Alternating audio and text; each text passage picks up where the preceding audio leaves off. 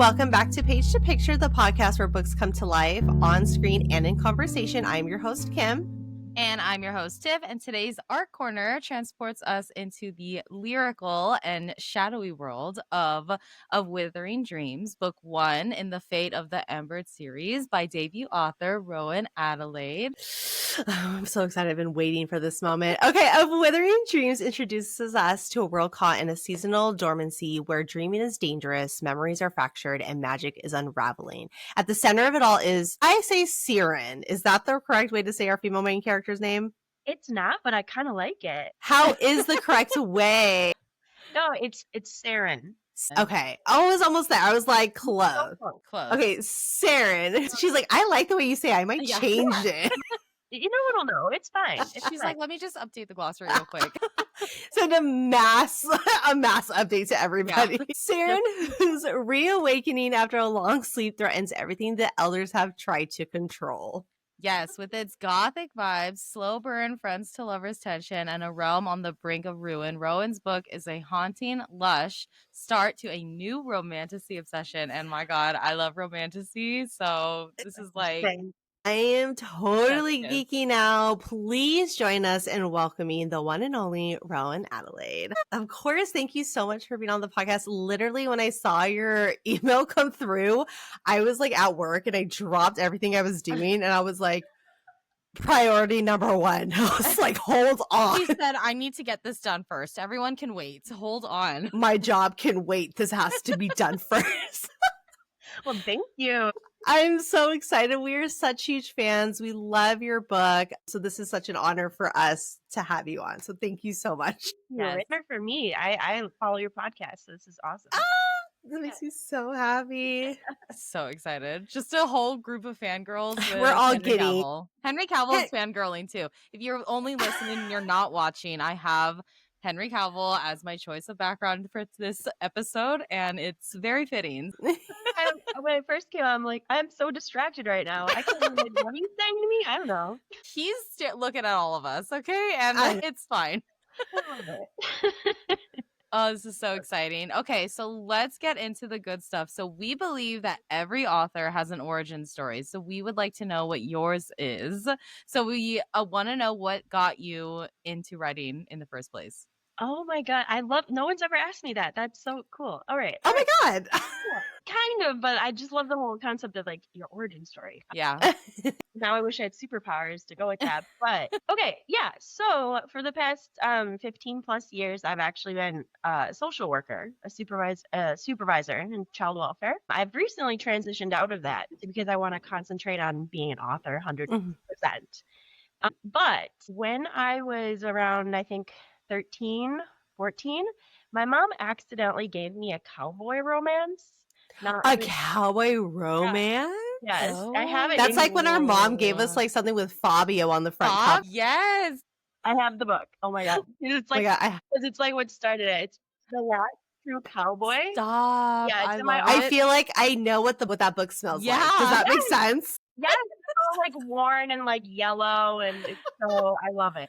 So that's my origin story because she had no idea what she was giving me, and I'm like, oh, I love romance now. Oh my God! You're like, this just opened up a whole new realm for me, and I'm never leaving.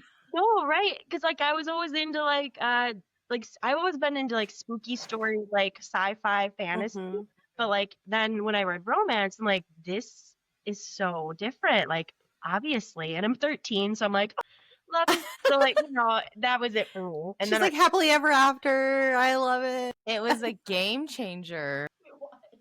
My gosh, I love it. So yeah, it's funny because I never read a cowboy romance before, and I just bought I don't know if it's cowboy romance. I think it is. It's Wild Love by Elsie Silver, and I was like, I think this is a cowboy romance. I don't know. Yeah, I see people talk about it, so I was like, I'm gonna read it. We're gonna try it for the first time. So I love that that's your origin.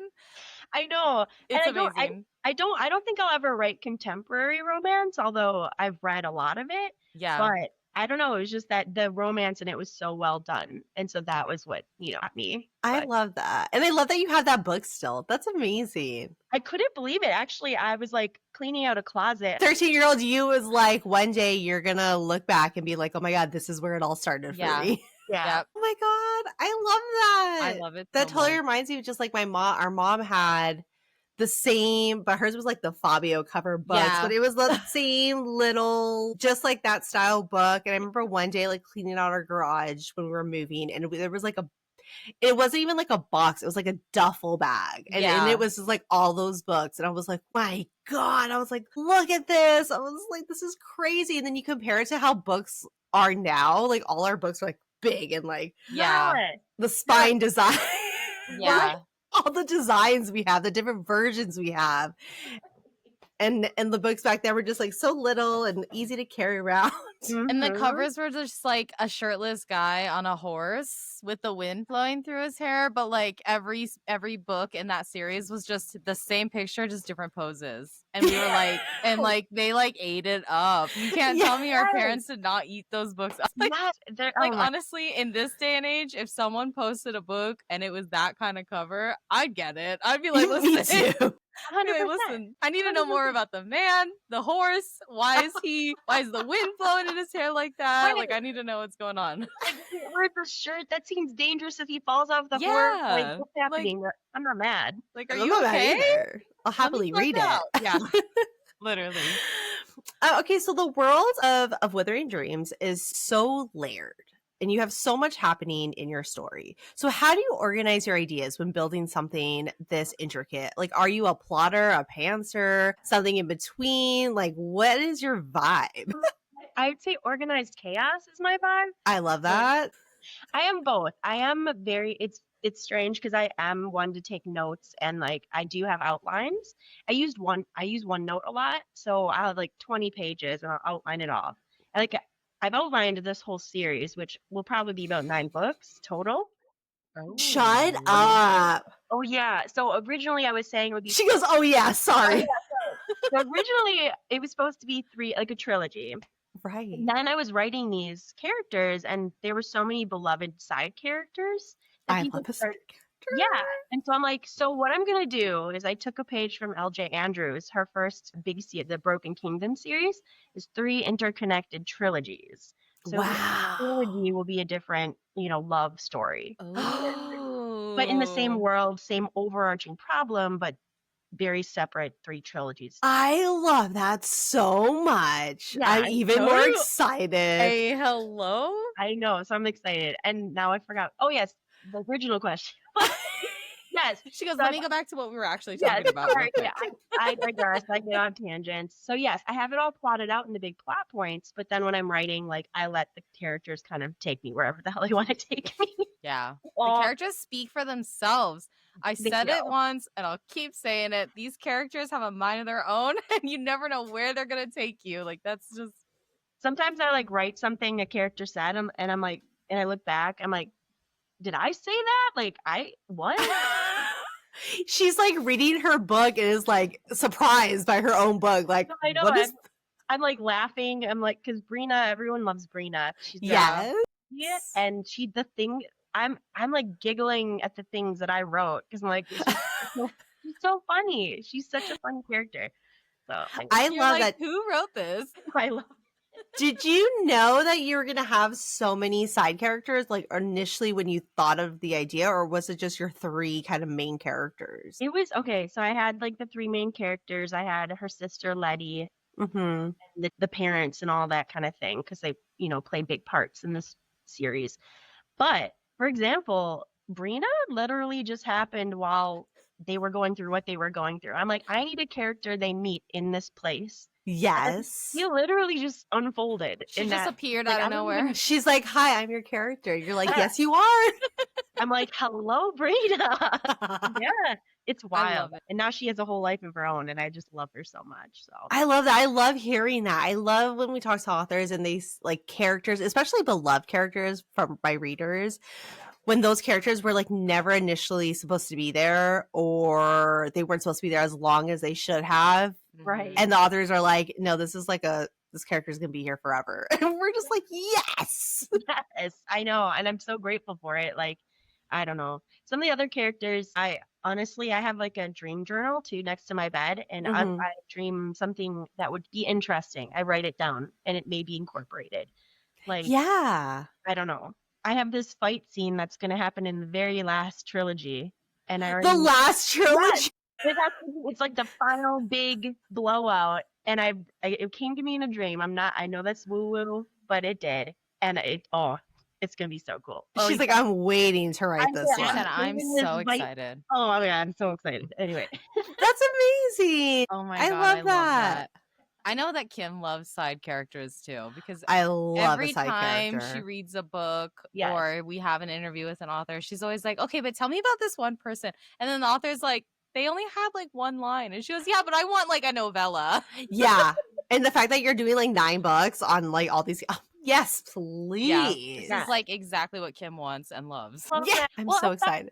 I feel like I could have wrapped the story up in maybe 3 or 4, but like I felt like these certain characters that I already like know what's going to happen, they needed their own thing. Yeah. Deserve their story. They did, because one of them really got the shaft, especially after the second book. So like they need their own story. They need yes. Yeah. It's only fair. Oh, I love Rightfully it. so. Yeah, I'm excited. For sure. It's so exciting. I know Kim's excited. I'm excited. Everyone's excited. So. She literally said 9 books. My mouth dropped. I know. She was like, that's what I want to hear all the time. I was like, and that's going to be my Instagram clip. My mouth dropping. What? That makes me... I was so nervous because sometimes like, and the whole time I'm like tentatively 3 or 4 because I don't want to anger people. That some people want to go in knowing, right? Yeah. And so I'm like, I'm so sorry. Now there's more. Sorry. Just what my brain did. I don't know. She's like, you read it, don't read it, but I'm writing this, and there are people who are going to read it. Yeah. That's me. I will read it gladly. Well, I'm so... I'm the word for excited. I feel like I say that 50 times a day, but whatever. I mean it. It's fine. That's okay. I noticed that I say the word love a lot because I genuinely do, like when I say like, oh my God, I love that. Like I genuinely do, because it's like, I don't know what other word to say. And I'm not going to say I like that because then that's underplaying how I feel. So we get it. In editing, because so like I edit the podcast and and my husband tells me all the time, he says, you always say I love that, or you say like you're heavily obsessed. Or I was like, because I do love it, and I am heavily obsessed. The world, and I told my husband, I was like, the world of books, when you really like get invested in it, it can like take over your life.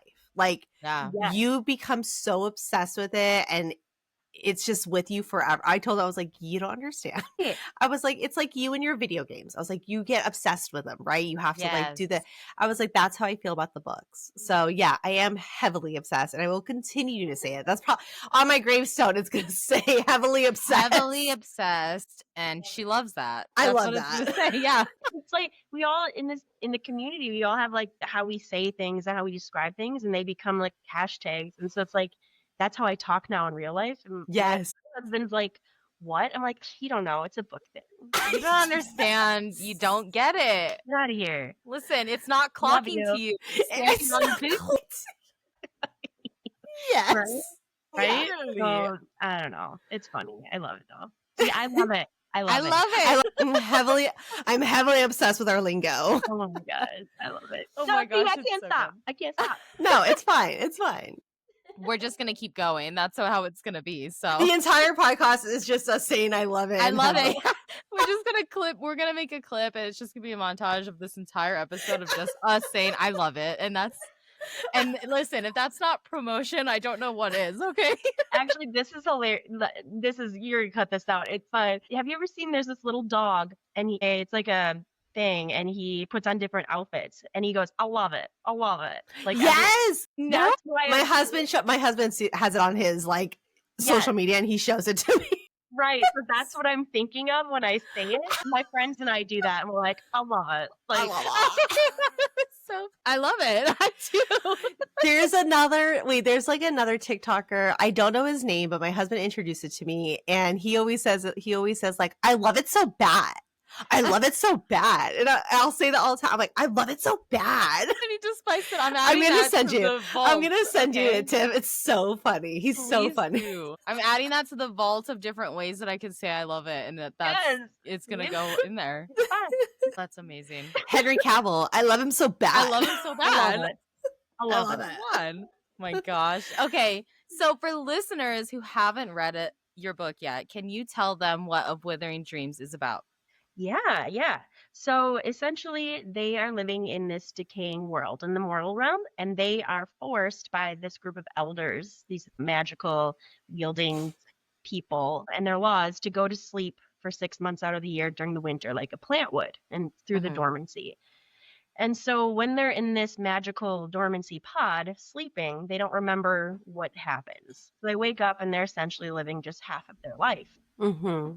Little do they know they are being transported into this dream realm where shenanigans ensue. There's like some high-stake trials. There's a ball. There's kind of a love triangle-ish situation between two brothers. Yes, there is. And magical creatures and all these things. So yeah, and toppling like the man or the oligarchy because there's women here that are bad, whatever. Yeah, it's nuts. It's a wild ride. And the second book is way faster paced than the first book. Yeah. Because there's more building in the first. But yeah. Oh, Yeah. I love I was gonna say I love it. I love it so bad. Let's talk about our girl.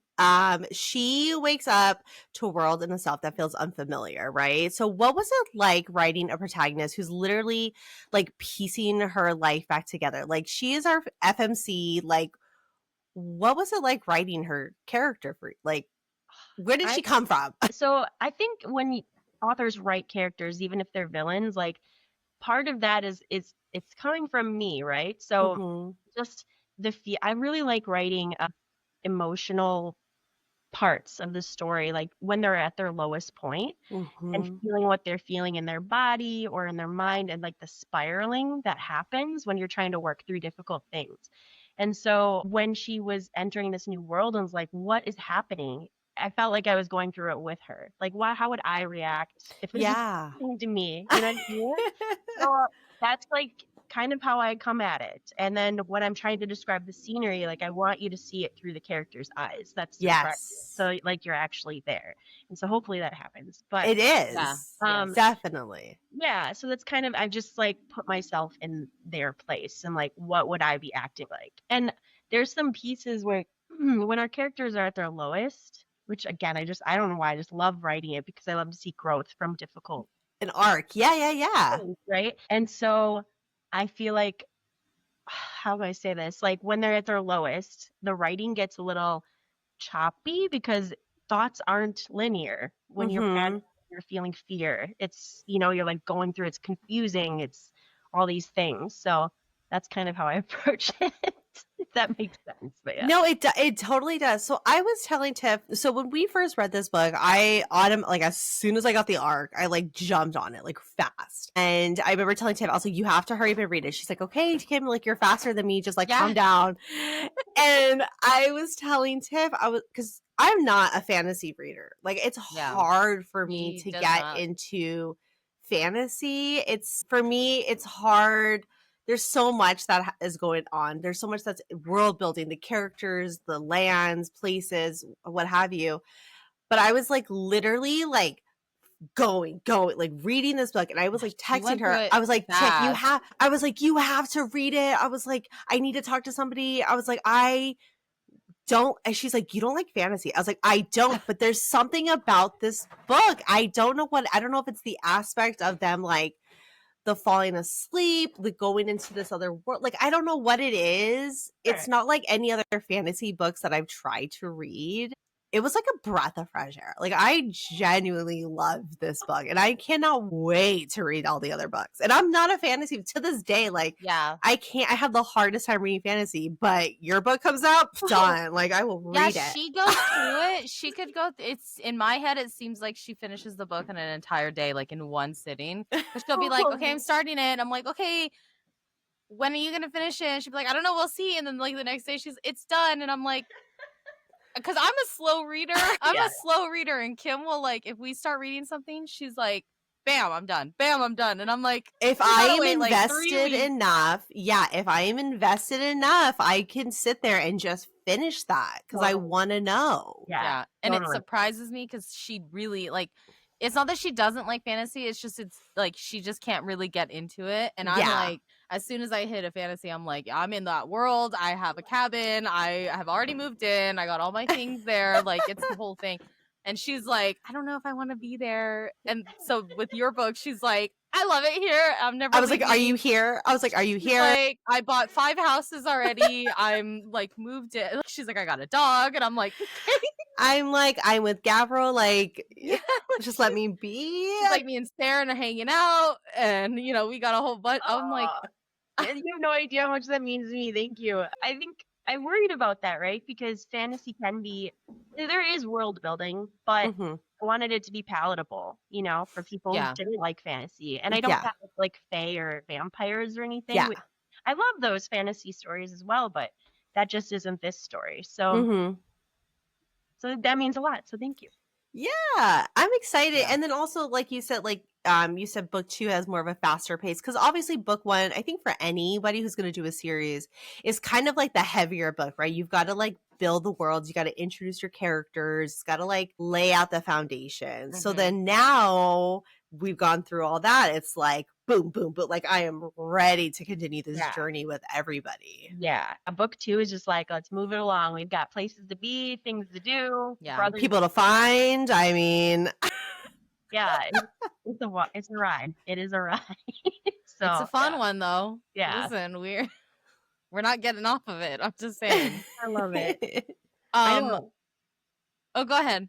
No, I don't even know what I love it. I love it. I love it. I love it so bad. Something else that I love so bad is we need to talk about these men. So we've got Yes, Caden, please. the BFF leading man, total golden retriever vibes, and then Yeah. you He's have so silly. Gavril, yeah, Yes. Gavril, who's swoon worthy. Okay, brother to Caden, broody, protective, stoic. It's like the 2 main book boyfriends that we all love, and we just eat it up. Okay, so what was it like deciding to write these 2 love interests? And also, we need to know who your favorite is. Yeah. We need to know. Okay. My goodness, that is a lovely question. She's like, is Riverside crashing right now? Oh, that's crazy. My Wi-Fi went out. Yeah, because I don't know. You're cutting out. No, I think because for me, I love broody. Who doesn't? I Yeah. know. And then I do love like men with, or characters in general, with senses of humor. And so I Mhm. wanted that dichotomy for the brothers. I wanted them to be very different for various reasons. So it was really fun. And I say love triangle-ish because it's not. It is a love triangle, but not really. And I can't Yeah. really say more without like giving things away. Yeah. Mhm. But he definitely picks one over the other at the end of this trilogy. So the other trilogies, one of them might be a why choose though. I So- love a white choose. Why'd you? So We Yeah. had an author who said it's not why choose, it's when. Yeah, Like- friends. exactly. Yes. So yeah, it's really fun writing them. I think in book 2 there's a lot more relationship building between the different men and the side characters in general. Like I try Mhm. to have more of that deeper interaction with them Mhm. because the first book again was just like kind of building all of these people and Yeah. world. So did you say your favorite is So who's Gavril? your favorite? And why is it Caden? I've forgotten that part of it. She's like both. She's like, I wrote I both. tried to not answer that question, hoping you No, guys not would at all. I not. didn't. I was just like, what? No, I do. Okay. I know, obviously, I'm going to say both because whichever one she doesn't choose, that other one is probably going to get their own story. So I'm going to love that one more in that trilogy. You know what I mean? So Yeah. true. Yeah. Yeah. Just love they them got- all. If they get their own story, I clearly love them equally. Yeah. I love it. I love Gavril. I love Caden. I know he You is. can't- I love how like he's just like silently suffering. You know? And I We love the that. sad boy vibes. We love the sad boy vibes. Yeah, I do. So I do love them both, but I wanted that to come across. Like Gavril is a man. Yeah, for And- sure. Eden's a man, but he's still a man child. Yeah. Yeah. Like he's a lot of growing to do. Yeah. Yes. It's a very best friend vibes. Very, yeah. Right. And so that was just fun to write because I just want them all to have their own little fun character arc.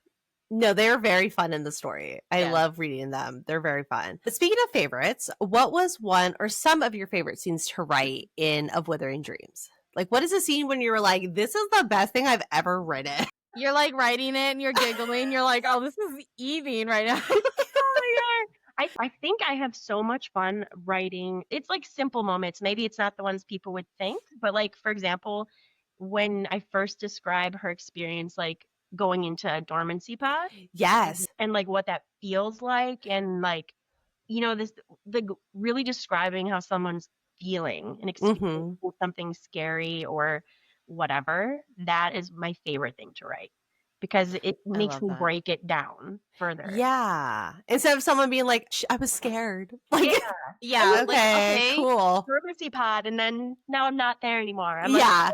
like, no, you know damn well you'd be freaking out inside. Like, I'm having like anxiety. Yeah, I want you to feel like the creepy goo sinking into her and like all these things. Like, I love writing that.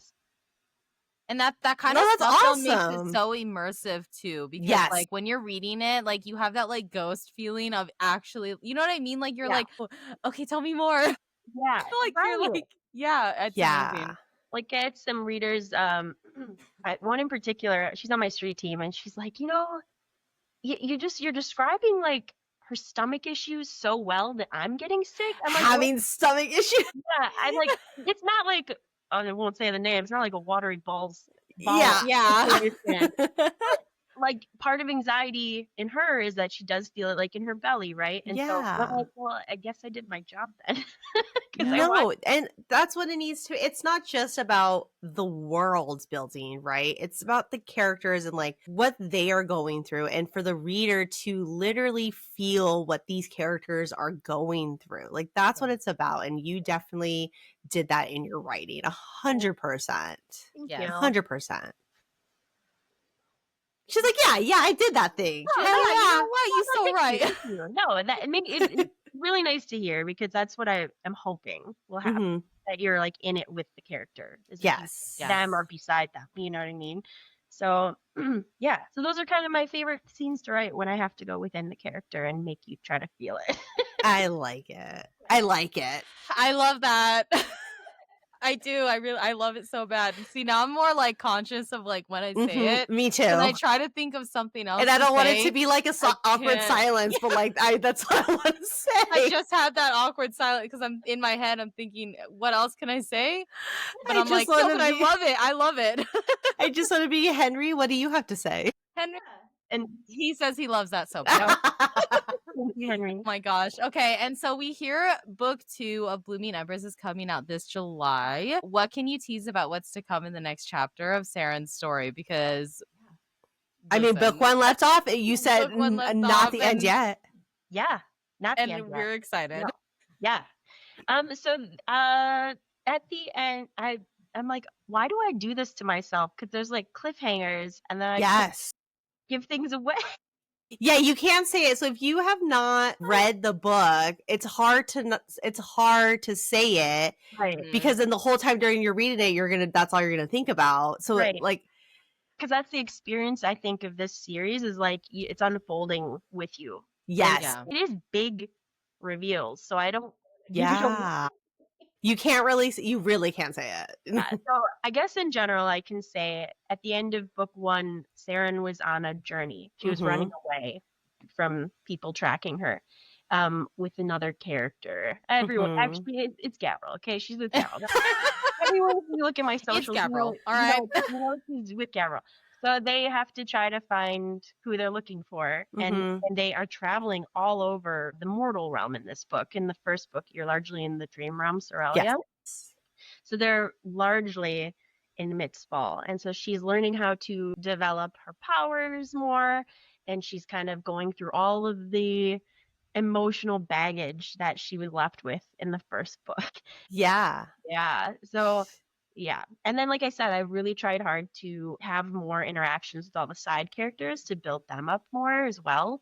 So, yeah. To kind of like prepare for the other series. Right. And it's just, that makes it more interesting, right? You don't want a 2-dimensional best friend who just does one-liners. Like, there's more to her. Yeah. So. It's hard. And for those who have read it, you're probably like, we want more. We want but we can't, because there are people who probably have not read the book yet, and we don't want to give them spoilers. So read the books. You have to read the books. Yes. Okay. book 2 is a wild ride. I mean, the last half of book 1 is a wild ride. But Yes. book 2, I feel like it's just like every chapter is it's pushing it forward, faster, faster. So that was fun. That was really fun to write. Did you know like this is how you were going to end book 1?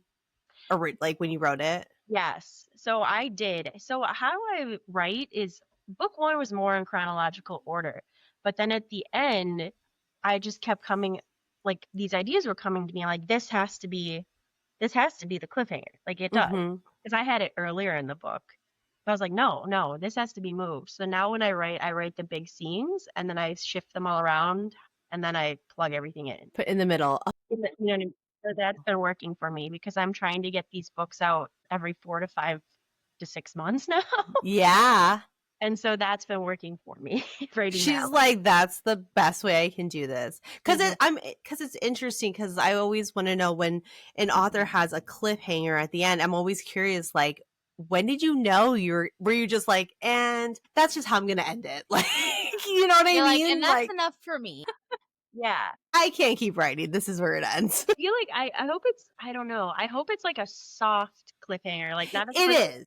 Yeah, like it's people not don't want to like like a crazy one. stab and It's like Yeah. if you it's like watching like a season finale of season 1. And it's Right. kind of like there's all these questions and you know that there's a journey to be had. And you're like, cool, can't wait for season 2. Like, I have questions, but like, you know, you're like, okay. Yeah.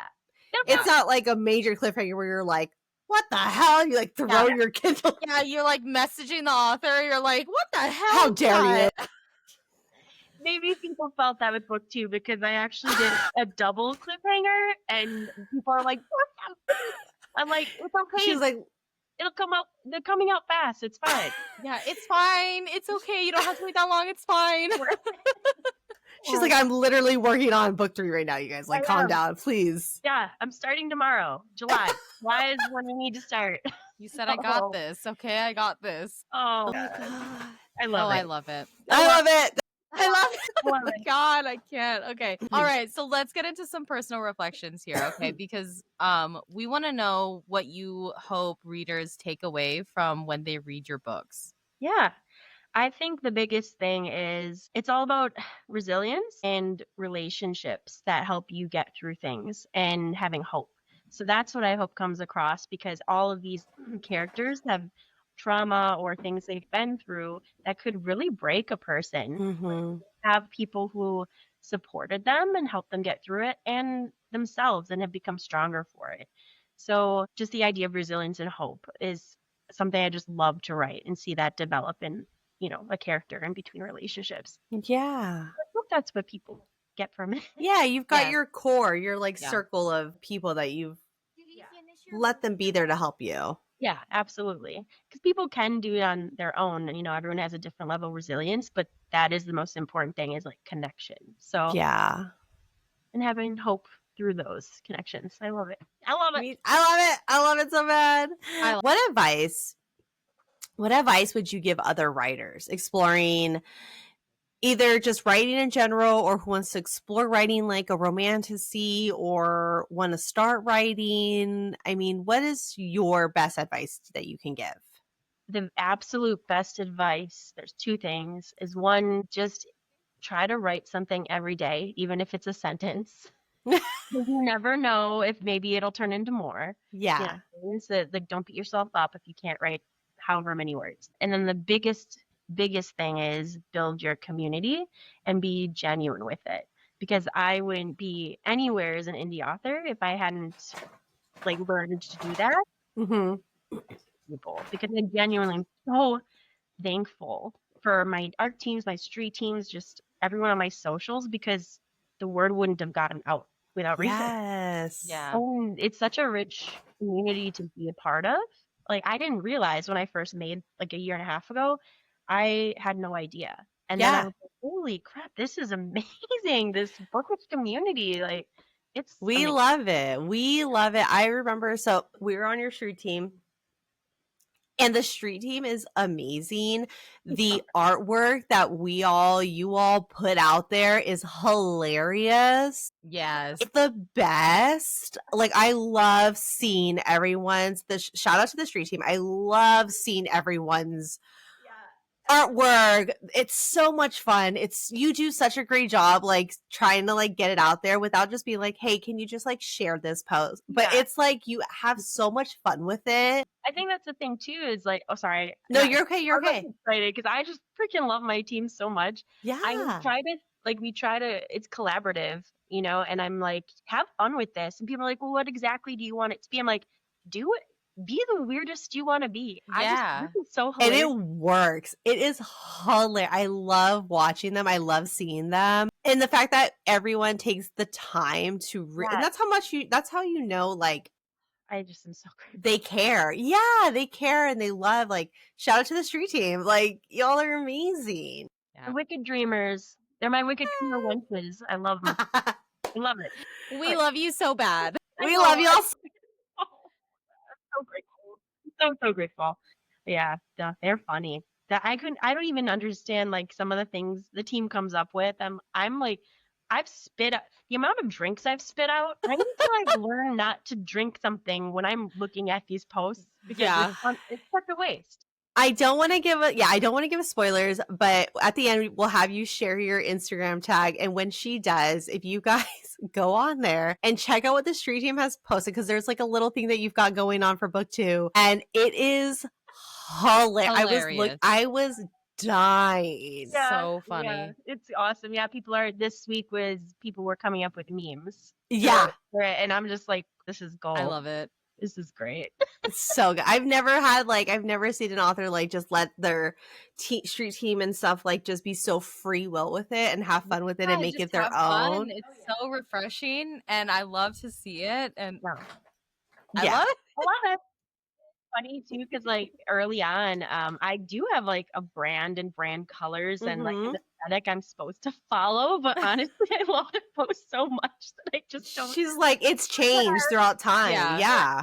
I don't care. I love the posts more. They're organized chaos. Organized chaos. That's is what it is. Literally it right there. Yeah, for sure. It's amazing. Love it. Love it so bad. Okay, so what has been the most meaningful feedback that you've received from a reader? Like, something that you still think about, like, it's your Roman Empire. You're just like it lives in your head rent free.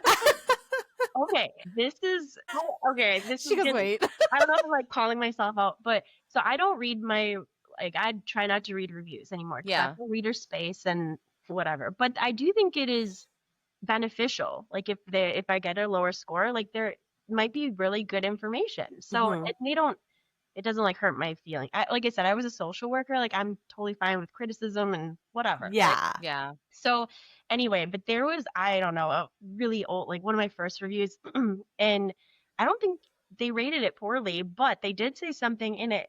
Like, I'm still cracking up. She's like, I'm gonna print it and frame it because it's so funny. I'm still crack up. She's like, well, there was too many, like, descriptive adjectives. It's like the author was that episode in Friends where Joey is trying to, like, put in an adjective for everything he says, and it made me. I was like, damn. Okay, well, that's feedback. That is good feedback because I do write, like, lyrically, right? Yes. But I try to, like, in the second book, be more, like, cognizant, like, maybe I don't need this much in this paragraph. No. You're like, Joey, leave me alone. Don't be Joey right now. That probably was because that's just how I write, but I was more aware. You should That's get it framed funny. and put it on your desk. So when you're working, Don't be you Joey. look at it and you're like, okay. And then on the other side of your monitor, you have a picture of Joey, and you're like, Yeah. okay. And that if that reader reads the second book, they're like, damn it, she's still Joey. She's like, still Joey. No, moving forward in her acknowledgments or whatever, she's gonna say, like, for anybody, be the Joey in your life. Yeah, go just ahead, be the Joey. It's the Fine. dedication. The dedication. It's So all fine. of you that are Joey, embrace it, okay? Just embrace it, okay? Embrace being Joey. That's just how I I write. love Joey. I know, so do I. The amount of time I am busy in my thesaurus is ridiculous. Like, I've actually always loved thesauruses. I'm a dork in that way. I just love words, and I'm like, no, I'm sorry, I need this flowery word right here so people Yeah. understand what I'm saying. Whatever. I'll be Joey. It's fine. You're like, that's okay. I'll be Joey. Embrace it, okay? Just embrace it. Okay, so this is a segment that's our fun question game. It's time for some rapid fire fun. Okay, so the first question though, and if you followed her on social media, you probably already have your answer. But for those who haven't, if Of Withering Dreams was turned into a TV series or a movie, who is our cast as Saren, Caden, and Gavril? Oh my. I'm so bad at this. Oh, this is for me. You guys have ideas? Gavril, I'm totally Henry. Henry. Yeah. Yes. Yeah. Listen, I mean, I know the people that were my inspiration. So obviously, Henry Cavill was Gavril. yeah. And then I don't know if people have seen, what was that movie, that show?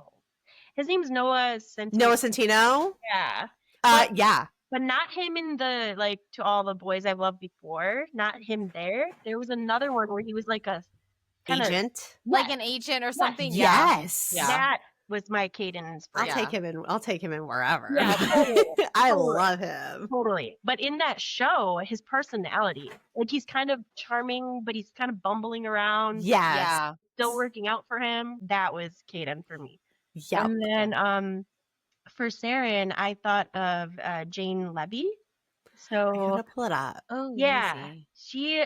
I'm so bad at names, but she was in this show where she had like a brain injury and she could hear people's emotions through. Zoe's Extraordinary Playlist. I love that show. Yes, I love anything with music. Yes. So like I loved that show. absolutely. So that was my inspiration for Saren. Yeah. I could see all three of these people, but Yeah. you're like cast them. Oh my god, Henry Cavill and Noah Centineo. I would die at that kind of film. I Listen. know. I'd be like, I'm done. I've had a good life. Yeah, I've had a good life. Those are the two that I know that's who your inspiration was. And so when I was reading this book, those were the two men that I was thinking of when I was reading this book the whole time. So that is exactly who we would cast. Everyone You hear knows that, I love Henry? Henry. And I Henry? also love Jensen Ackles. So, like, I'm pretty Oh, sure every time I yeah. write a male lead, it's going to be one of them in my head. Oh, Jensen Ackles. Yeah. I just love them both so much. I got Supernatural too. Yes, I know. We have to watch it. I know. Wonderful. So Yeah. good. Okay. So what is your current read or your last read? So I used to read books in 2 or 3 days before I started writing, and now I'm lucky. She holds up the cowboy book that she has. She's like, it's This this. is my that. current read. No, but I did. So right after I finished writing book 2, I was like, I need to read something for fun again because I Mhm. don't get the opportunity now. So I read one of my favorite romance authors is Karina Halley, and I read her book Grape Matter. Book I Ooh. read, and she writes all over the subgenres, but this one was a horror sci-fi romance, and her series, the Experiment in Terror series, which was the first thing she ever wrote, was one of my like life-changing books because I never read horror romance before, and I'm just like obsessed with it. Yeah. So yes, that was the last book I read. It was great. Oh. Wait, who is the author again? Or what was the book? Yeah, so this one that I read was Grave Matter, and it's Karina Halley. But her experience, My TBR list just be going We days. I just know. keep adding. We and just she keep writes- adding all the time. she writes she has so many books. She writes all the subgenres. She has sports romance. She has contemporary. She has royals. All the things. All the things. Ooh, a dark gothic romance psych thriller. Yeah. That's like right up my alley. Oh, Yeah. I want to read this. It had a really good twist too. And I'm usually really good at, Guessing. guessing them, like a creepy superpower. And I did like guess. I did She's not like, guess. that's my origin story. Yeah, that's my origin story. This looks like something I would totally. I love Yeah. a good like psych thriller. Like I love trying to figure it out. I will not watch movies like this because they freak me out. But I will read it for days. Right. I can't do it. The movies freak me out. But give me a book that has like a psych serial killer thriller murder whatever. I will eat it up all day. I feel like because there's no jump scares because I'm controlling the pace of Yes. the story, so I'm fine if I'm reading. Yeah, same. Okay. Well, first of all, I'm gonna add this to my TBR list because I love it. Yeah, I literally am adding it right now to Yeah. I have it on Goodreads and I have it on One to Read, and then I went to Amazon and I was like, and then I put my notes. And I'm literally dragging the link to everything so that way I can remember it because I think I could actually get down with this book. Yes. So, because we are a podcast that talks about books and movies and shows, what is your all-time favorite TV show and your all-time favorite movie? That is so difficult. So with music too, I have my pockets because I'll listen and watch, read any genre and so I have my pockets of favorite things. But one of my favorite movies of all time is Amélie. It was a French movie, so beautiful. I think if I see the cover, I'll know it. Yes, and it's like quirky and beautiful, and it is a love story. Yes, I see the cover. And I know this. I know it because I know the cover, but I've never seen this movie. Yeah, it is so. I just love it. oh yeah. Yeah, it's like what is it from the 90s or early 2000s? 2001. Yeah, yeah. So that is one of my favorite movies. I just love Chef's Kiss. Yeah, and then TV shows. Oh, there's so many. I don't know. I've recently been really into Severance, but maybe that's because I kind of find parallels between this series, Fate of Denver series. Yeah. You know what I mean? Because they're like living two separate lives. Yes. But so I've been really into that. But yeah, trying to think what else. There's so many. It's actually ridiculous. I don't watch a lot of TV anymore because I'm writing, but I used to. Yeah. I needed to zone out, But yeah. Severance. I'm really loving that right now. Yeah. I have to catch up. I think we started a couple episodes and then we just kind of like fell off. We're always like, I can sit there and rewatch a TV series that I've known and watched a million times, like every day. Like it does not matter to me. For sure. Put me onto a new show and sometimes I'll be like, I'll fall off it. I'm just like, I don't know what it is. Yeah. But let's see. This is not everyone's cup of tea. You either love it or you hate it. But one of my favorite comedy shows is Always Sunny in Philadelphia. Oh my love yes. it. Obsessed with it. I love Charlie Day. I love Charlie Day. I love Charlie Day. And when his voice goes up like octaves when he's excited, oh my god, I love it. He's so funny. That group is like no, that's a perfect. Really good TV show. Yeah. Yes, it's so good. They're horrible people, but like like I don't know. I just I'm obsessed with that. She's like, that's one that I could have on the background and yeah, for sure. That's a good one. Like multiple times and yes. I like that they're not afraid because they're not politically correct, but they do it in a way because it's trying to make fun of these horrible things that are happening at the time the show is made. Yep. I think they just do that so well. Yeah. Yes. No, they're hilarious. It's a really good show. It's very funny. Yeah. I agree though that either you hate it or you love it. There's no really in between. No. Yeah. There's no in between. I've never met a person that was like, I like some of it and I don't like. Yeah. They're like, oh, I love these episodes. Yes. You love the whole thing or you don't ever want to watch it ever again. Like that's just it. 100%. So yeah, I'd say that, or any adaptation of Jane Eyre because that's my favorite favorite book. So I've seen like every adaptation. Yeah. So Tiff, that's like yours. You love that. I know, it's so true. I want to talk about it because I have no one to talk to about it. But since we're on the topic of TV shows, have you guys seen The Bear? Oh, I'm obsessed. I love The Bear. Okay, so I'm like, not, and I love these men. Don't get me wrong. You have to watch it. I know. Okay, no, she might. Okay, I don't know because Kim's like, because it's very anxiety. Like, there's episodes where it's like just from beginning to end, like just chaos, and the show is so good. It's won so many awards. Yeah, it's like directed perfectly. The scripting is perfect. The casting's amazing. They act so well. Like I've never seen a show that's like perfect. Like check. Yes. The Bear is like that for me, and I'm like halfway through the 4th season, and I'm like, I don't have anyone to talk to about this because I'm like, Oh it's my so God. good. So actually, I So love good. that you brought. That show is so freaking phenomenal. So I think there's an episode in The Bear called Seven Fishes, and I don't know if Mhm. you've seen it. Did you see that one? It's like What season is that? I don't even remember. I I think can't remember the names of the episodes, but if Yeah. you describe the episode to me, I Yes. probably will know. So I only know the name of this episode because hands down, out of every show I've ever seen, I think that is the best episode of a TV show I've seen on TV ever.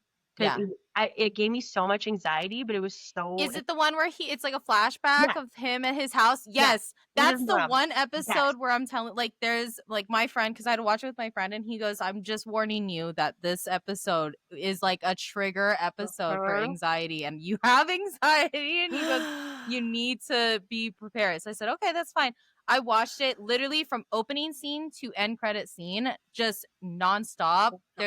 And it's not like a fast, loud, like sometimes it's fast, sometimes it's loud, and then sometimes it's quiet, and like the anxiety in that is crazy. It's so good. I have to watch it. That's my Roman Empire episode because I think about it daily. Yes, I have goosebumps right now. I'm telling you, that's the best thing that's ever been filmed on TV ever is that episode. It's so good. It's almost as good as when you see like a movie and like when they do like crazy action scenes or something crazy, like something's happening and it's a one swoop motion. There's no cut, there's no edit. Yes. It's just, and like it's almost as good as that. Like it's so good. Kim, you have to watch it. Okay, don't yell at me. I'll watch it today. I have nothing else to do today. They have this like magic touch. It's like the show sometimes is super slow, but it's like all these little moments and facial expressions and the tension between the silence, and it's just so well done.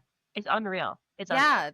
Like there'll be episodes where the first 10 minutes is just straight up silence and you just see like Cammy cooking, or you'll just see him walking down the street, but there's so much emotion. It's so heavy, but like it's so good. It's so good. Oh my God. I have to watch it. It's so good. You have to watch it. Don't talk to us if you don't. Okay. If you don't watch it. Okay. I'll watch it. Hopefully, if you have me back in the future, you watched it, and then we can talk all about it. Yes, please, yes, we will. We will have you back. You have 9 books coming out. Hello. Yeah. So good. Okay, that was the end of my tangent. Okay, I'll watch it. Next, I have nothing else. On Page to Picture, it's gonna be Cammy cooking. Cammy cooking. That's it. Okay, so this is where the rapid fire starts. So, touch her and die, or force proximity. Ooh, touch her and die. Yeah. Yes. Hardcover or paperback? A paperback for me. She's like holds up her little book. Same. I can't. A hardcover is. It's hard. It's like I love to have hardcovers for like display. Yeah. I love to read paperbacks. I can't read a hardcover. I feel like a paperback like tells the story of how much you loved a book. Yes. Rippy kind of whatever. Yeah. And it's just it's wrinkles. It tells its story. Yeah. I love that. It tells its story because I do love a hardcover though when you open it and does like that crack, the smile. Yeah. I'm just like crisp. And then I close it back up. And then I close it back up. You're like, that's enough on that shelf now. Yeah. And that was that. There you go. Come back on my shelf. I'll talk to you later. I gotta do my paperback. Yeah. You're on my shelf. Let me get your little brother over here, your paperback version. Let's read. This is the one I'm gonna read. Yeah. Have fun. Great. Okay, sprayed edges or special covers? Special covers for me. Yeah, I think it's just such a sprayed edges are beautiful, but like special covers, it's just so beautiful. And give us that man on that horse blowing in the winds. Give me Fabio all day. Give me a very good. Have you guys seen that movie with Sandra Bullock and Channing Tatum, where she's like an author and she writes like, and do you know what I'm talking about? And he's like the main cover like in a forest. Yeah. It's on Netflix, and he is I can't remember the character of the book that she writes. I think it's like Dax or Drax or something. But Channing Tatum is the cover of her book, and he wears like this long blonde wig and wears like total Fabio, a long flowy white shirt that's like half button. And the audience, like when they do the interview with the author, which is Sandra Bullock, the audience goes crazy over him, and he's just like, I am the book. And she's like, you are not the character, you are just the cover. Like, and he's like, no, he's like, I am. And then something happens where he falls, his like wig falls off. It's like so chaotic.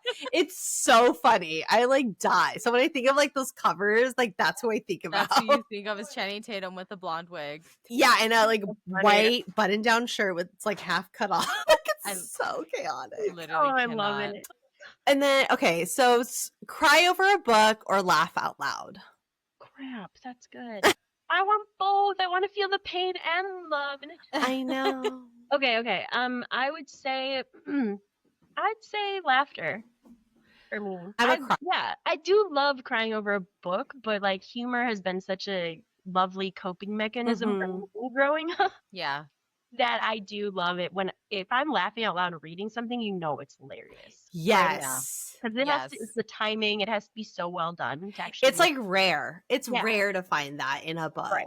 Like there'll be books that's got the spice and you're like blushing. You're like, okay. And then I've got the books where I've cried. Like I've had to put the book down and take a moment for myself and like cry. Yeah. But then you have the books that are like you literally laugh out loud. Like what was it? Like Lights Out, when you do the Audible for Lights Out. Yeah, when you listen to the Audible for Lights Out, like I laughed so hard. Yeah. Like there's certain things that he says.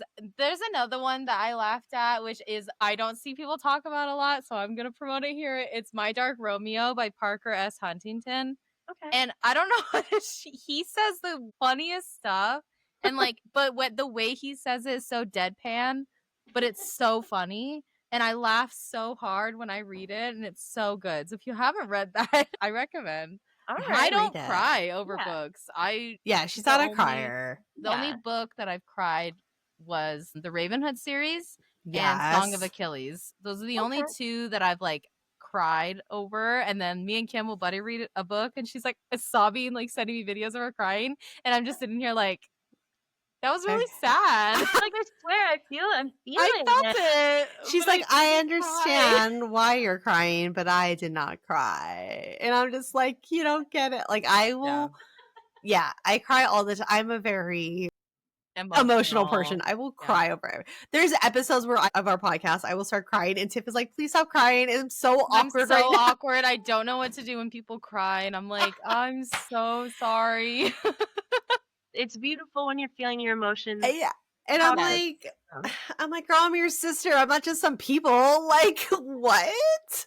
Like, I get so she's like, awkward. Yeah, I get awkward when I cry. Like, I'm crying and I'm like, oh, what am I doing? Yes, that's kind of how I am. Like, I'm not a huge crier, so if it happens, I'm like angry about it. I'm like, like I get mad. I look in the mirror and I'm like, stop it. You're being weird. You're like, lock it up. It's not that serious. Lock it up. I'm gonna watch Always Sunny. Did not have this emotion anymore. Yeah.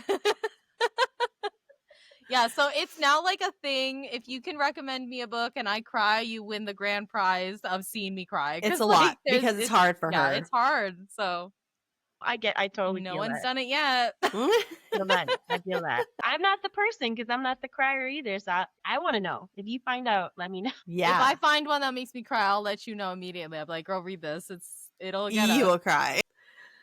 All right, so the last one is read the book first or watch the adaptation first. Oh, read the book. I actually can't go backwards. If I watch I can't. Kim goes backwards and throws Nope. I go back. Okay. I go backwards because I am a huge movie fanatic. TV show. That's like the whole point of the pod. Like I love it. So we recently did an episode on Aragon. Okay.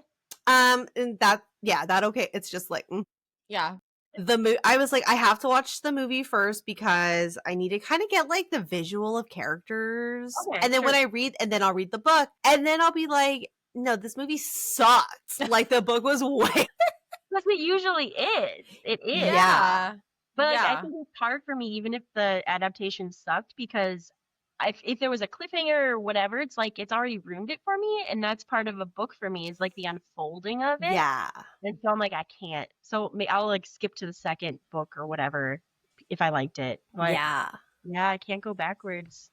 Yeah. It's hard. Yeah, it's hard. I like I'll go backwards, or like we've done episodes where like I've watched the movies before or the TV series, and then we'll decide like, oh, let's do an episode on this.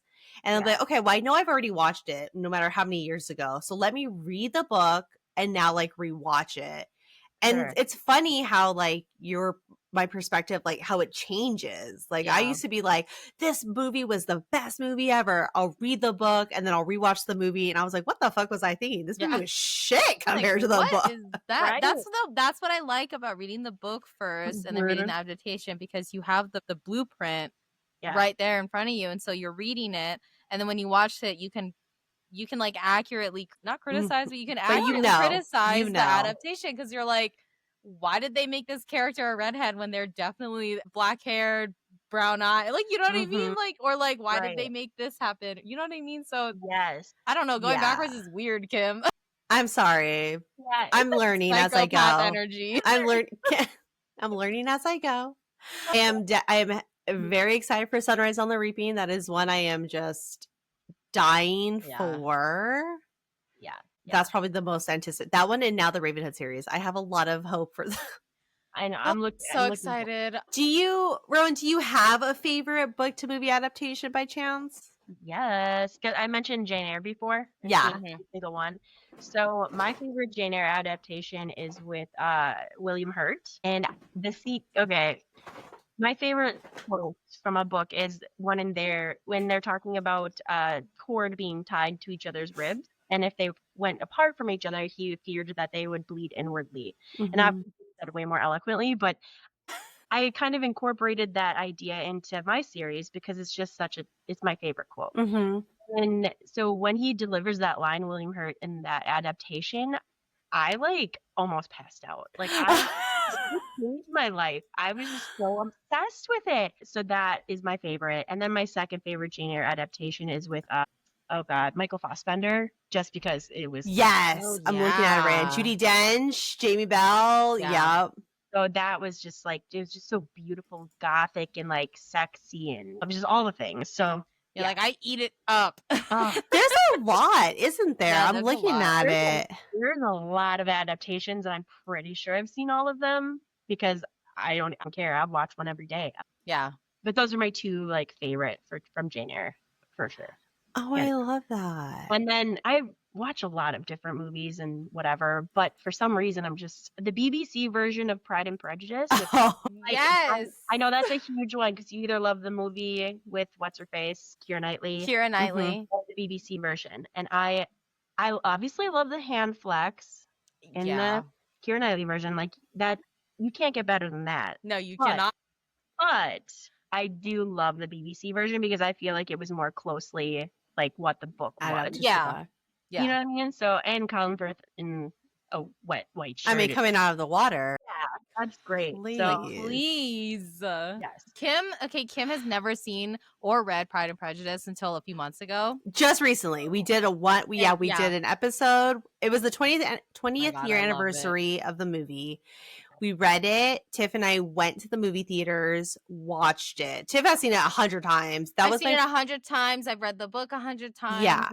I've seen the BBC series. Like I love Pride and Prejudice. Like that's why that's so like good. The core to my heart, man. Like yes. Like, what do you mean you love me, mind, body, and soul? Like, come on, man. Like what?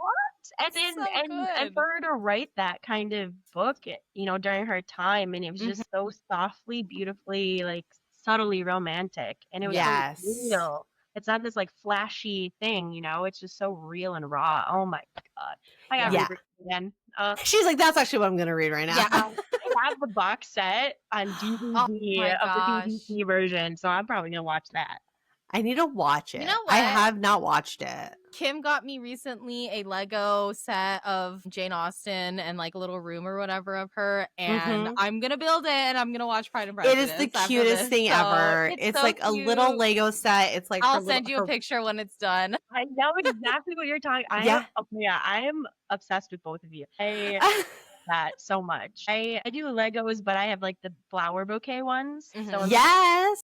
I'll kill flowers, but I won't kill Lego flowers. So. Yeah, exactly. You're like, no, this house, my house is a very if you walk through my entire house, it's like a Lego museum. She's got Legos everywhere. No, and then I have like little serious. tiny Lego figurines that I made of Yeah. Iron Man and like Spider-Man. It's like a Lego museum. You go downstairs, we've got like all the car version Legos. There's like Fast and Furious, Batman, like everything. And then like you go up our stairs and it's so weird. You go up our stairs and there's a ledge, and on that ledge, it's all just like Lego heads. Yeah, like masks and stuff. All the superheroes. It's just heads. Oh my God, that makes me so happy. I have a bunch of Funko Pop. Oh, I have got Funko Pops all over the place. My entire closet, our walk-in closet, the whole upper is. My husband and I are overly obsessed with Funko Pops. Under my TV, I have this little ledge, and it's just a whole Funko row Pops. of Loki. Funko Pops. It's like, I think there's at least 12 of them. And I'm when we show people, they're just like, isn't that a little? I'm like, you know what? Mind your business. It's my house. Walk away. Yeah. You don't live here. Mind your business. Bye. Yeah. For Christmas, actually, you can Funko yourself. Yes! I have a Funko with your little pets or whatever you want to do. I had a Funko, and then I did love my that husband so hard. Yeah, it was so cute. So good. I don't know if he loved it as much as I loved it, but whatever, because I did both of us for Christmas. She's like, I love them. That's what matters. It's fine. Actually, I used to have a bunch. Sorry, tell me shut up if I'm going on tangent. No, please. I love this. So when I was a social worker and before COVID, I had an office and I had all my Funko Pops in my office, and I had a little girl in there, and she was looking at my stuff, and I feel like this was the best burn/compliment I've ever gotten. And she was so adorable, and she looked at me and she's like, I like you. It's like you're not even an adult. Yes. Like Funko Pops and toys, you know what I mean? You're like, thank you. I was like, I love it. Thanks. She's I like, appreciate it. I think you meant that in a good way, but I'm not sure. I just got demeaned by like a 7-year-old, but I love it. That's fine. But yeah, Funko Pops. No, I love it. A lot of like, people... thanks for not calling me Joey. Yeah, thanks for not calling me Joey. No, Funko Pops are like amazing. We have like so many off of like movies and shows, and people just don't. There's like flock versions, there's like special versions, glow in the dark versions. Like nobody. No, yeah, I do. I'm sorry, I could just go on and on, but I got one. I love the TV show Daria from the 90s. Yes, yeah. I'm kind of. Part of me is Daria, like a large part, and I got a Funko Pop of her, but you get the special ones sometimes. And I received the special one, so there's like flames in her glasses. I'm like, that is so cool. I was like, so giddy. Do you take them out of the box? I do. I know I shouldn't, but I do. That's okay. That's okay. Sometimes I take mine out of the box. I just have to just to see like the Loki. I have a classic Loki one from like the comic books, like his first, like, you know what I mean? And so like I was like, I held it and I said, I have to open it. I have to touch it. I have to see it. And so I opened it and I said, "Ooh, it's like so bad, but I love it." Yeah. No, so during Halloween time, my husband will let me like get the Funko Pops that are Halloween theme. He's like, okay, you can open them and put them out for decorations. I'm like, yay! I'm like, take out all my Hocus Pocus Funko Pops, I was like the Hocus Pocus ones, like the Jack Skellington, all these, like I take them all out and I'm just like, let's just place them in little places. Oh yeah. It's like so exciting. So we have a basement bar, and so on the rafter, there's like a beam that's just perfect for them. So that's where they all are. So no one can touch them. Yeah. There, but looking down at us as we're making drink decisions that are probably bad. Yeah. Yeah. Oh yeah. No, we have our special ones that are like high up, like nobody touch. You can look, but don't try to touch them. Like you're fine.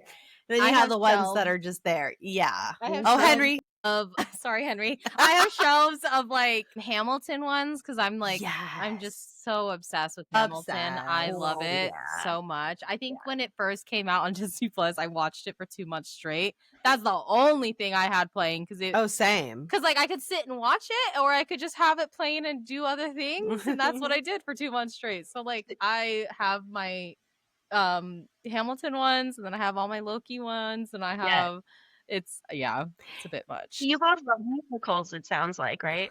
Yes. I do as well. My Musicals. Oh yeah. my mom was a music teacher, and so I grew up watching like old movies and musicals, and I'm obsessed with them. Same. My favorite is My Fair Lady, which I also have seen live. Yes. And I don't know if people don't really hear about this one, but it's Seven Brides for Seven Brothers. Have you ever Oh, seen I've never heard that. Mm-mm. It's just so corny and entertaining, but it's literally that. It's like it's so inappropriate now too. She's like, actually, what? Basically, like these 7 lumberjack brothers that all live together on top of a mountain, and they basically were like, we need like women to help take care of us because we're unruly and slobs and whatever. And they go into the town and like kidnap 7 women, and then they get Oh my god. So it's not like appropriate at all, but it's so entertaining, and the music is so fun to watch. Oh my god. I'm watching I look at the cover and it's like literally a guy with a girl over his shoulder and he's just walking. Yeah. I love it. I'm gonna have to watch it though. I literally was like, why did that title sound so familiar? So I am obsessed with I love Lucy. Oh, yep. I watched that all the time. I watch it's on the concert replay, and I was like, why does seven brides, 7 brothers sound so familiar? So I had to Google it. I was like, 7 brides, 7 brothers, I Love Lucy. There is a scene where they're on travel to Europe or whatever, and they're like stuck in the cabin in the snow. And they make a reference, like Lucy jokes, like, I guess we'll have to wait till spring thaws, like the characters in 7 Brides for 7 Brothers. And then Ricky's like, yeah, we can do like 7 Brides for 7 Cubans or something like. There's like a joke that's made. That's amazing that you remember. It like triggered something in my brain. I was like, that title, I don't know where, like my brain just went like crazy right now trying to like pin it together. I love Lucy. Like ever since I was a little kid, I'm like 35 right now, but like ever since I was little, Nick at night, I'd watch it. My dad would come home from work late at night and he was like, you would just be sitting there cracking up at this show. To this day, I watch it on repeat. My son, who's like 11, he hears the music and he's like, you're watching I Love Lucy? I'm like, yes, I am. I love it so much. It's one of my all-time favorite TV shows. To this day, I will crack up every time. It's just such a cool story too, because she was such a like a smart businesswoman. Yes. And the show that was so successful, like it's a really cool story for her in general in her life, even though it was kind of a farm life. But yeah, no, I love that. I also watched a lot of, speaking of Nick at Night, I did that, but I was obsessed with Are You Afraid of the Dark? Yes. Yeah. Like 100%. I was like, oh, this is so good. Kids literally will never know. They'll never understand. And it don't. makes me mad. No.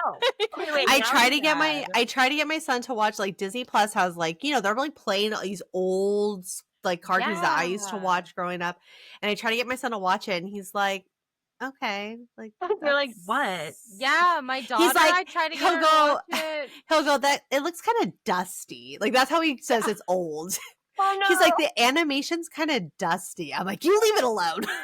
I tried to make my daughter dusty. It's like the animation dusty is a crazy dusty. way to describe it because it's accurate. The other day I was at Kim's house and I put on The Hobbit, like the cartoon, like old cartoon series of The Hobbit, and Kim goes, why does it look like that? Why are we watching this? And it's dusty, is it not, dusty. Kim? It looks dusty. That's a perfect way to put it. I appreciated that, like, in the 80s, 90s cartoons and movies in general, like, they did not give a shit if it was appropriate for kids. Like, this stuff was scary. Like, have you ever seen the animated movie, The Secrets of Nim? Yes! That is scary. That is They're scary. like, it's on your parents that made you, like, that let you watch this. Really. It's their problem. It's their problem now. But it's an animation, so the kids are going to watch it and they're go to bed at night. So, I don't know. But, I don't know. I love that. They don't make them dusty like they used to. They don't make them They dusty. don't make them Sometimes dusty they're like they used to. sometimes they're so clear it's scary. You have to be like, is this an animation or is this Too real? Right. It's too crisp. Bring Like, back the dust. Bring back Bring the it back. yeah. He's 11 and he's always said it. He's like, this is it's like dusty. And I'm like, I've never heard that. Let me blow out my VHS real quick. Yeah. Like, My daughter will say it's like pixelated. She's like, why is it fat pixels? And I'm like, Nintendo cartridge, so it yes! works. Or a Sega Genesis cartridge. It's fine. I'm just like, oh my God. I'm like, you guys don't understand. You don't understand. I tried to put on Rugrats once, and Same. The older version of Rugrats, and my daughter was like, "Why is one eye bigger than the other?" And I said, "They didn't care about perfection with the artwork. Okay, they didn't care. It was about the story and the fact that Tommy wanted to escape his playpen. I don't know. I love Rugrats so hard. That movie with Chucky and when I cried. That's where I his cried. mom. Yep. That's where I cried. No, I don't cry with theaters. Actually, I went to theaters and watched it. I cried. Yeah, the Paris one, right? That's the Paris one. I cried in the first one 2 times when Tommy is like in the closet holding his dad's slipper because his brother was born and he feels all sad. Mm-hmm. I cried then, and then I cried when he's like they're in the forest and he's pouring his banana food over him and he goes, "You want your bananas?" And I'm like, and that's what makes you cry. Yeah, emotional because it's like, oh, what do you mean I resonate with this child? The bananas.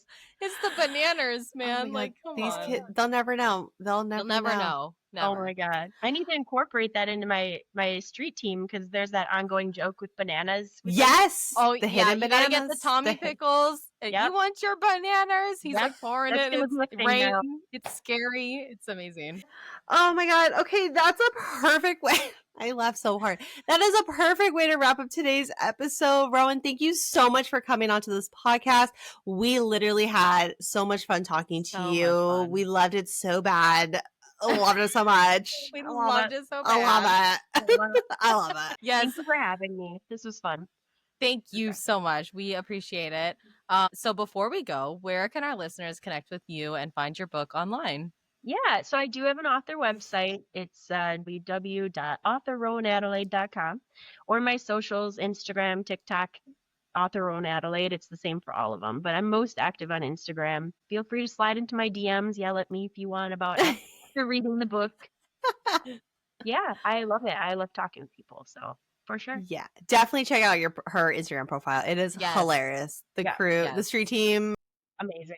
Their stuff is so funny. Yeah. So good. Yeah. And then the books are all available in like almost all the formats. Not Audible yet because I'm doing it on my own, so I can't do that yet. But yeah, it's quite costly. Audible. I don't think people realize it. It's very costly. But everything else is on Amazon or various indie bookstores around the country carry it. And then at the Crafty Bookstore, they have it as well, signed copies. So yay. Yeah. Thank you. Get your copies, everybody. Yes, get your copies. That way, when we talk about book 2, you'll understand what we're talking about. Okay. Yeah. Okay. Can you let everybody know when book 2's official release date comes out? Yep, it's July 17th. Soon. That came up very fast. Yeah, she's like, oh my gosh, I have to hurry and finish book 3. Oh God, yeah, and then, and then book 3 is tentatively scheduled for sometime in January if everything works out. So we'll see. Yay, we're excited. Perfect. Yes. Kim's gonna finish it in one day. Yeah. So, and then I have to wait. And then I have to wait. And then I'll have to wait for all the other books. See, you run through the world and I just take my time. I stroll, stop and smell the flowers, and you're like sprinting marathon running through the book. And I'm like, okay, all right. Just enjoying your bananas. Just enjoying the bananas. Yay, bananas. All right. So if you enjoyed today's episode, please subscribe, rate, leave us a review wherever you listen to the podcast, and follow us on Instagram and TikTok at Official Page to Picture for book to screen updates and behind the scene content, obviously Henry Cavill and more. Yes, and you can check out our link tree in our bio for all our shows, guest signups, and our new merch that we just launched. I want to do a Henry Cavill merch. I feel like we talk about it all the time. We need to do like a Henry Cavill. Henry Cavill with bananas. And that's just the merch. Yeah. If you know, and it says, I love it so bad. I love it so Yeah. bad. That I don't think we need anything else but that. Honestly, yeah. We're just gonna wipe everything else and just put those 3 things. Combined, three separate. items. Yeah, that's it. It'll just be bananas for sale with a sticker. And the sticker is going to say, it's going to have Henry Cavill's face and it'll say, I love it so bad. That's it. I have a vision. Oh my God. Okay, this has been such a fun episode. Thank you again so much for joining us. Until next time, friends, have a great weekend. Have a great week. Read her book, please. Fall in love with it. Read it. Catch up so you can understand the spoilers. Yeah. Bye. Bye. Bye.